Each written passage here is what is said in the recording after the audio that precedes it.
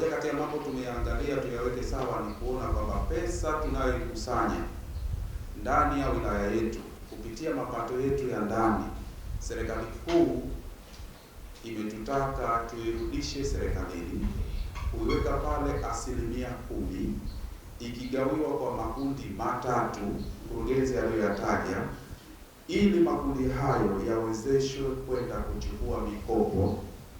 Narudia tena, kwenda kuchukua mikopo, sio kuchukua pesa, kwenda kuchukua mikopo. Maana ukichukua mkopo unatakiwa kufanya nini?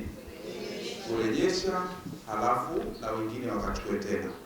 Kwa hiyo wawezeshe wananchi wetu wa wilaya ya Kusini katika pesa yao ile ile kuchukua mikopo. Lakini tulichokiangalia ni kwamba sisi wa wilaya ya Kusini tupo nyuma kuliko watu wote katika kuchukua ile pesa.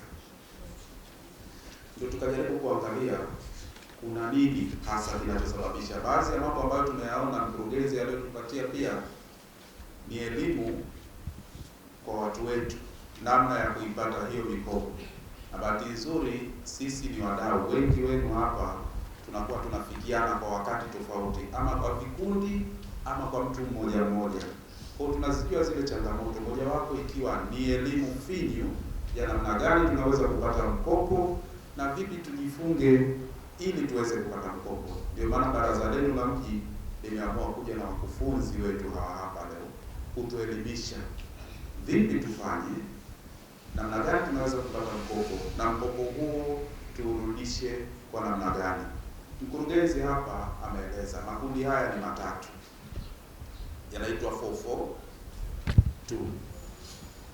Kundi ambalo lipo nyuma zaidi ni kundi la vijana. Kwa masikitiko makubwa sana, tulitegemea ndio kundi lingezua vuguvugu la kunyang'anyana hizo pesa kule, kwa sababu wao ndio kesho yao ni ndefu. Ndio sasa wanakuja, wanatakiwa watafute kuanzisha biashara, kuanzisha miradi, kujiwezesha kiuchumi na kujitegemea. Lakini ndio wako nyuma sana. Hata lile kundi la watu wenye ulemavu wamewashinda vijana. Inasikitisha.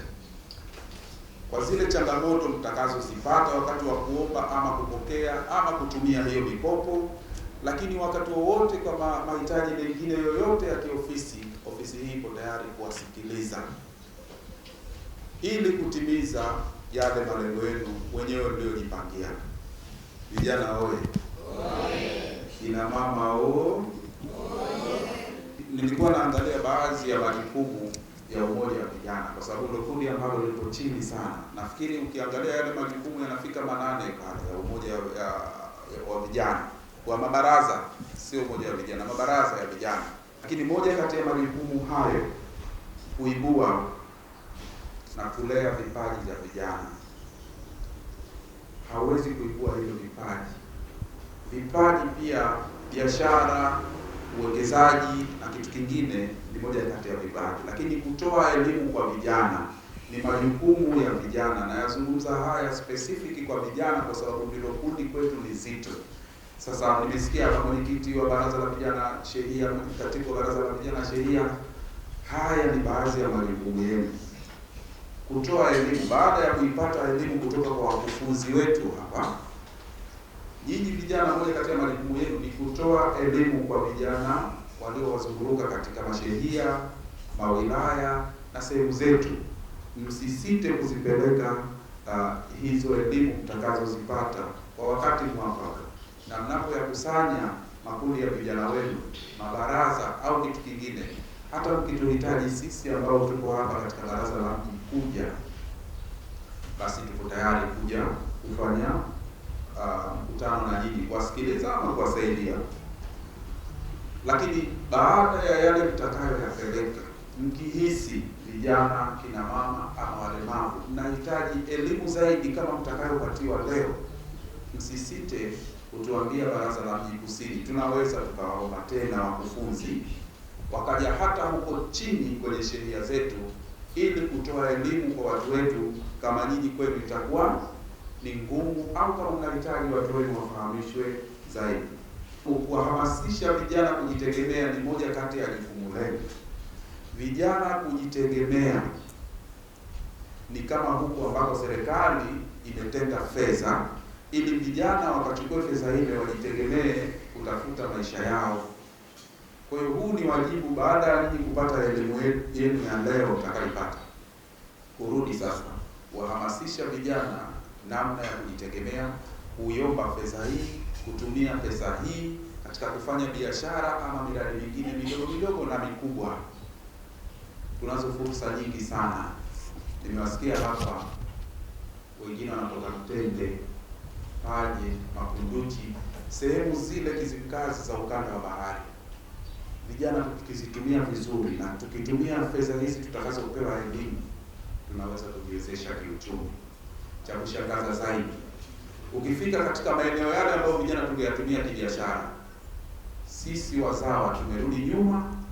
Wengine wageni wanaotoka sehemu nyingine wanatengeneza biashara, wanapata pesa, sisi tunakwenda kuomba ajira kwa wale watu. Mfano, mtu anafungua banda la vinyago katika sekta ile ya utalii, anauza, wewe unakwenda kuomba kufagia asubuhi, wakati kuna fedha hapa serikali yako imetenga, ukachukue ufungue lile banda la vinyago, uanzishe biashara, ujitegemee kwa ajili na wenzako. Hili sio vijana tu, hata kina mama tunaweza kufanya hivyo. Moja jambo ambalo ningependa wanafunzi wetu wa leo mtambue kwamba Baraza la Mji Kusini kupitia chini ya usimamizi wa mwenyekiti wetu ndiye ambaye aliyeelekeza tuandae program hii maalumu ya mafunzo kwenu, na amefanya hivyo kwa sababu lipo jambo ambalo niseme hapendezwi nalo sana, kuona kwamba wilaya yetu ya Kusini tumekuwa ni wachangiaji wazuri wa fedha kuzipeleka kwenye mfuko wetu wa uwezeshaji wananchi kiuchumi kwenye taasisi ya ZEA, lakini fedha zile wale walengwa wenyewe ambao ndio nyinyi mnashindwa kwenda kuzichukua na kuzitumia kwa mujibu wa utaratibu. Sasa akaona sasa iko haja ya kuandalieni mafunzo mahsusi ili mjengewe uwezo na uelewa, na baada ya kujengewa uwezo huo sasa kaziombe zile fedha kwa mujibu wa utaratibu, mupatiwe ili muweze kunufaika. Hii inaonyesha ni jinsi gani mwenyekiti wetu amekuwa akiwajali na kuwapenda wananchi ambao anaongoza katika eneo lake. Na tumpigie makofi mwenyekiti. Sasa kwa busara hiyo, sisi tuendelee kukushukuru mwenyekiti, na tutaendelea kusimamia yale yote ambayo kadri tutakavyoona yanatija na maslahi kwetu katika kuwanufaisha wananchi ndani ya maeneo tunayoyasimamia wilaya ya Kusini, tutaendelea kuratibu hivyo. Lakini hapa tuna makundi mawili leo, tuna kundi la vijana, tuna kundi la kina mama. Na kama tunavyojua, manake kwenye fedha zetu zile za uwezeshaji wananchi kiuchumi tuna makundi matatu ndani yake: kundi la vijana, kundi la kina mama na kundi la watu wenye mahitaji maalum, kwa maana ya wenzetu walemavu. Sasa wale kwa sababu ya umaalumu wao ni watu special, manake wao tukasema tunawaandalia programu yao mbali ya kwao wao kama wao. Maana inawezekana tukiwaleta hapa nyinyi mkafahamu zaidi na kwa wepesi zaidi mkaenda mkachangamkia fursa, wao mkawaacha nyuma. Kweli si kweli? Sasa bora wao tuandalie programu yao maalumu kwa siku maalumu, ili tuje tukae nao na wao wapatiwe dozi yao, wakitoka hapa waweze kuendelea kufanya kazi. Lakini niseme tu wao mpaka sasa hivi ndani ya wilaya yetu ya Kusini, kwa makundi haya matatu, wenzetu watasema wataalamu hao, lakini at least tunaojikongoja, naweza kusema kina mama kidogo wanajikongoja, tupo nyuma, watasema hao wakati wa wasilishaji, lakini at least kina mama wanajikongoja. Wakitoka kina mama wanafuatia nani? Ni hao wenzetu kundi maalum za watu wenye ulemavu. Tukitoka hapo ndo tunawakuta vijana, maana vijana wako mwisho kabisa.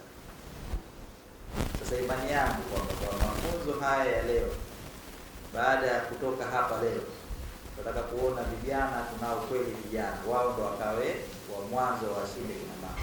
Sinawezekana vijana wenzangu?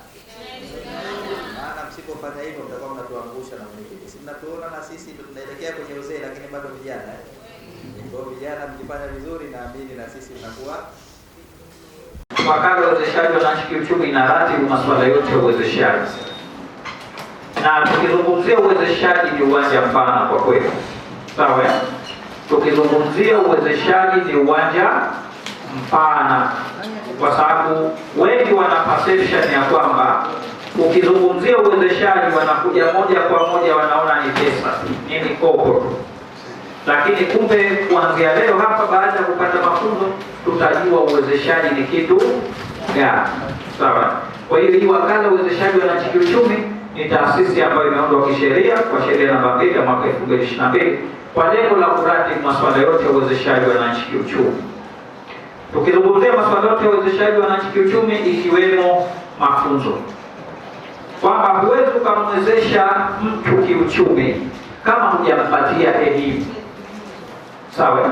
Na ndio hii walipoona viongozi wetu ni jambo jema kabla ya vijana wetu kuwafikisha katika kuwawezesha kiuchumi, tuwaekee haya mafunzo, ambao mafunzo ni kitu ambayo ni nyenzo muhimu sana ambayo inakujenga kwenye maarifa.